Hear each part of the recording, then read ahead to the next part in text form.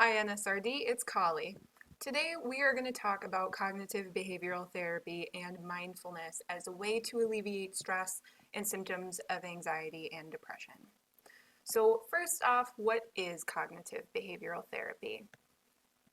So we can see here on the Mayo Clinic website, we've got a definition pulled up, and I'm just going to highlight here what it says. CBT helps you become more aware of inaccurate or negative thinking. And so really cognitive behavioral therapy is the gold standard of treating anxiety and depression. It helps us recognize negative patterns of thoughts or feelings and address them so we can redirect them into more helpful thoughts or beliefs or feelings. And so kind of a simple example, but it might look something like this. Well, today I sure feel like a loser because ABC. But I know that that's not true because XYZ. And so even though I feel like a loser right now, I don't have to believe that those thoughts are true and those thoughts are going to pass in time. Kind of a simple example, but cognitive behavioral therapy helps you reframe in that manner. Now, I've got two studies pulled up here, and granted, I can't access the full study on my home computer. So once I'm able to return to work and take a peek at these through my work computer, I'll be able to verify whether or not the full study is legitimate. From what I can see of each of these studies, they look just fine. I don't notice any glaring problems immediately. But this first one I've got pulled up here talks about CBT in anxiety in adults, and this is a meta-analysis. And meta-analysis just means a bunch of studies all pooled together. It's like a study of studies. And so a meta-analysis, the results are way stronger than just any one study.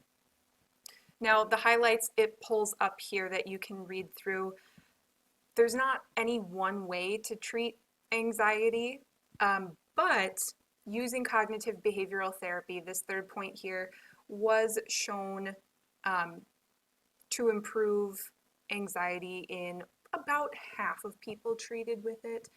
And that's not as great as 100%, but it sure is better than nothing. And so CBT does have a strong backing for working to treat anxiety. Now, the next study I'm going to hop over to, again, I can't see the whole thing, but it does seem to show, just based on the highlights in the abstract, very positive support for using CBT in depression. Now, CBT, a lot of the time you're going to be doing with a therapist, but if you want to try and do some of these techniques at home, there are absolutely resources to do that. I am pulling up the NAMI website, or the National Alliance on Mental Illness, which is a great resource out there for everybody. And so this article is talking about self-cognitive behavioral therapy. Now, it does include a link to a book that walks through these different steps. The actual different steps aren't in this article, but I did pull up the link of the book listed in this article. And on Audible, I think if you get a free trial, it's totally free. And if you buy it on Kindle, I want to say it was like $6. Paperback is more like $12, so you could always buy it between a couple of friends and pass it around. But this has got some great techniques in it. That being said, if you feel like this is not something you should try doing by yourself, you want some help, there are a lot of therapists who can do virtual visits right now, or some that even still might be able to see you in clinic. And if you don't know how to find a therapist, I really like this Psychology Today website therapist finder. All you have to do is type in where you're at, and it's going to pull up any therapists nearby. Now, if I click on one of them, I can see much more in depth about that therapist. Over on the right-hand side, it'll talk about what they specialize in and what issues they deal with. And a little bit lower, it'll talk about their qualifications. A lot of them will give you an estimate for cost and will also list what insurance companies they accept. So this is a really great resource for finding a therapist if you need one. Now, some people also can look up providers through their insurance company website to determine what's covered and what's not. You should be able to do that with any health insurance, and so if you don't know how to look up what's covered under your insurance, just shoot me an email because I can help walk you through how to do that. All right.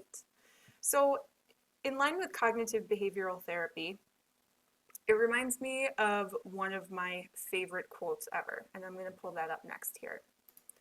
So this quote by Shunryu Suzuki, I hope I'm not butchering that, says, "Leave your front door open and your back door open. Allow your thoughts to come and go. Just don't serve them tea." So what this is talking about is you can let your thoughts and feelings come and go. You kind of notice when they show up, but just because a negative thought or feeling arrives doesn't mean you have to invite it to tea. You don't have to make it stay or give it any weight or credit. And eventually, that negative thought or feeling is just going to go on its own. Now, the next part of our talk today is mindfulness, and mindfulness definitely ties in with cognitive behavioral therapy. Mindfulness essentially is just being aware of what's going on. And that might sound kind of silly because a lot of us are thinking, well, I am definitely aware that I'm stressed out and anxious. I don't know how just being aware of that is going to help any. But mindfulness is a little bit of a deeper dive than that. With mindfulness, we can help combat that fight or flight response that I talked about in our last video about stress and anxiety.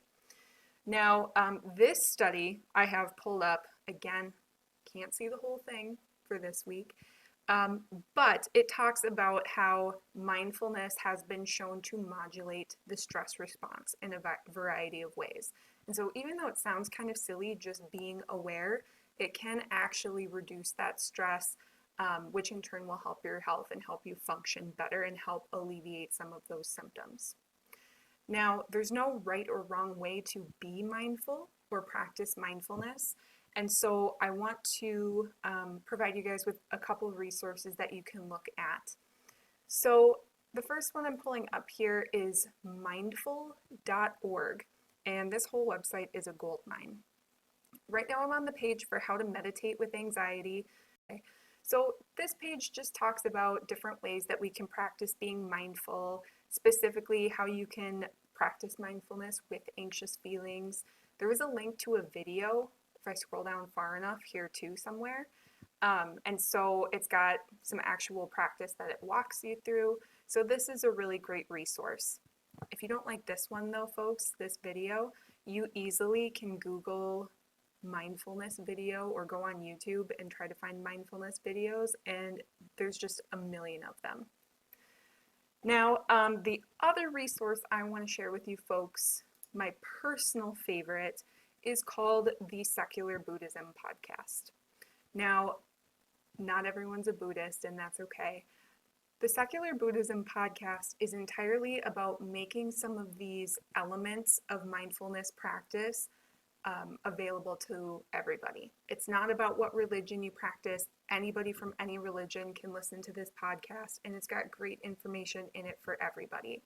So if you are a particularly religious person, don't get thrown off by the Buddhism part. It's more just philosophy. It's not really a religious thing.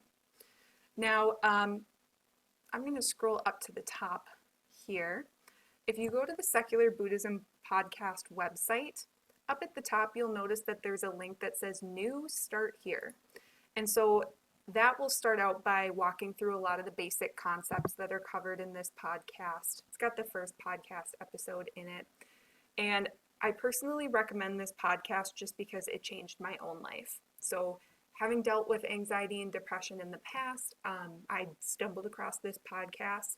And I'm not saying that just to be dramatic. It did absolutely change my life and the way that I see the world, even years later. Every day, some of the topics that I learned about in the first few episodes of this podcast are always on my mind. So I think this is a great resource if you like podcasts. There are a lot of other resources out there. There are apps, there are videos, there are other websites. And so I'm just showing you the ones that I like, but there's a million more out there. If you have others you want to share with people, leave it in the comments below and we can just share with each other some different resources that we have found.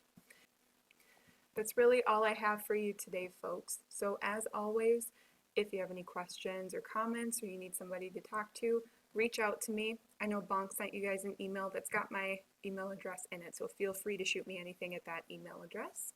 Stay safe, stay healthy out there. I'll talk to you soon.